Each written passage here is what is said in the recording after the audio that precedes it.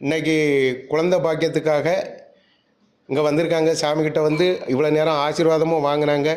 அவங்க வந்து மகாதேவன் அவங்க அந்த பூஜாரி மூலமாக தான் அவங்க ஆட்கொள்ளப்பட்டு இன்றைக்கி நம்ம இல்லத்துக்கு வந்து சுவாமிஜிக்கிட்ட இதில் ஒரு பெரிய ஒரு காரியம் என்னன்னாக்கி அவங்க மாம்பழம் தேடி தேடி தேடி தேடி பார்த்தாங்க.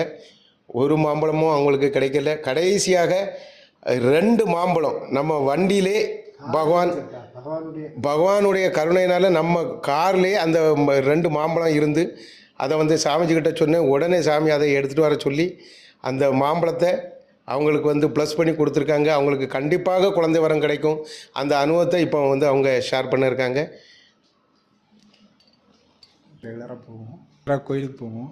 அப்போ இது மாதிரி மகாதேவன் சுவாமிகள் அந்த யோக நரசிம்மர் இப்போ அங்கே குரு பூஜை பண்ணுறவர் ஆக்சுவலாக இது மாதிரி சுவாமிகள் வந்திருக்காங்க, நீங்கள் போய் பிளெஸ்ஸிங் வாங்கி